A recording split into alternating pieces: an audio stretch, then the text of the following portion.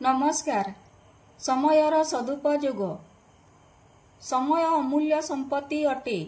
जीवन में बड़ हेबाकु हेले समयर सद्व्यवहार एकांत आवश्यक। निज काम रे समय को नियोजित कले आलस्यपण दूर हुए, देह और मन भल रहे। प्रत्येक मुहूर्त को अर्थपूर्वक व्यवहार करने उचित। समय समस्तों पई समान अछि। समय को देखि काम कले सफलता प्राप्त होइथाय। समय और स्रोत काहाकू अपेक्षा करे नाही। समय को ठीक भावरे उपयोग करा न जाए तेबे भविष्यत अंधकारमय होई जाए। जीवन रे निराशा भावना आसी थाए।